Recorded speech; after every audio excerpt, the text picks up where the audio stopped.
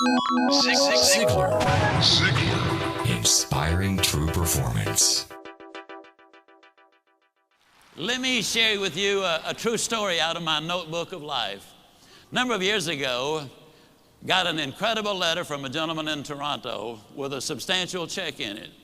He said, my friend Steve Walker is following the wrong role model. He's working himself to death. His family is falling apart. His health is in danger. And he's modeling himself out of his boss. And he trusts you and respects you.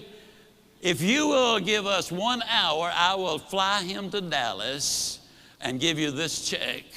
Wouldn't you love to have a friend like that? I sent the check back and I said, come on down. Steve and I had quite a little talk. And in our talk, I asked him why he had such a role model. What about this man that made him so completely important in his life? And he said, well, he's the most successful man I have ever known. And I said, well, Steve, what do you call success? Now, it took several minutes for him to go down the list. But the interesting thing is, though they're not in the same order that I have put them, or we list them now, these are the 8 things that he said he really considered to be successful. If a man was happy and healthy and at least reasonably prosperous and secure, if he had friends and peace of mind and good family relationship and the hope that the future is going to be better, he said, I'd consider that man as successful. Now I'm going to really encourage you to take some notes right here. And all I want you to do, and you'll be the only one that'll see it, somewhere right as I go down the list, write whether you get a plus on that one or a minus on that one. You'll be the only one to see it, but it might be an eye-opener. You see, most people never dare to evaluate really where they are. And you got to know where you are before you can really determine your chances of getting what you really want out of life. And so I said to Steve, I said, I understand that your boss is very important to you. You consider him to be successful. When he finally got through with the identification, as I said earlier, these were the 8 things that he said, I think that's important for success, to measure success. I said, well, Steve, let me ask you now, as far as happy is concerned, tell me, how happy is your boss? He said, oh, I don't think he's happy at all. I said, why not? He said, well, I've never heard him laugh, and he seldom smiles, and besides that, he's got ulcers. I said, well, do I give him a plus or a minus? He said, oh, you give him a minus. Please grade yourself as we go. This is so important for you.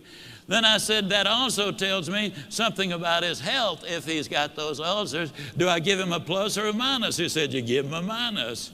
I said, that also says something, Steve, about his peace of mind, because you don't get ulcers because of what you eat, but what's eating you. I said, do we give him a plus or a minus? He said, we give him a minus.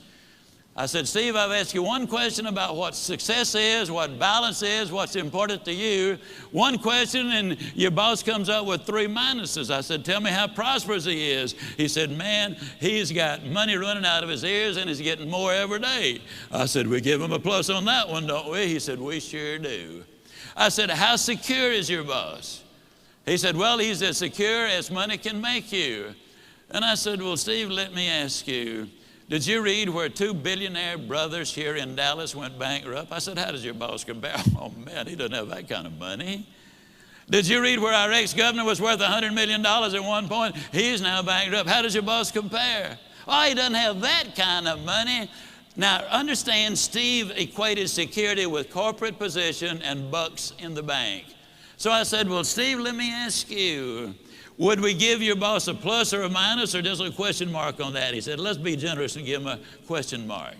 I said, how many friends does your boss have? I hope you're marking these for you. How many friends, real friends, does your boss have? He said, I don't think he's got any. I'm not his friend. I just happen to admire the guy. To tell you the truth, he's somewhat of a jerk. And I said, okay, we give him a minus on that one. I said, tell me about his family. And he said, well, his wife's divorcing him. Well, that one's easy to answer. I said, how much hope does he have for the future? He said, well, before I started talking to you, I thought he had a lot. But right now, I don't think he's got any. Why did that statement come forth? Because for the first time, he had evaluated it. That's what we need to do. Evaluate where we are. Are we investing our time properly, using our resources properly? What will the end results be?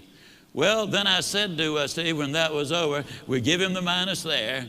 I said, Steve, of the 8 things that you consider marks of success, he gets 1, 2, 3, 4, 5, 6 minuses. He gets 1 plus and 1 question mark. I asked Steve a question. I'm going to ask you the same question. Steve, would you swap places with your boss right now, knowing what you know? He looked at me kind of stunned. He slowly rose to his feet and said, no, I wouldn't. Would you? Zig Ziglar. Inspiring true performance.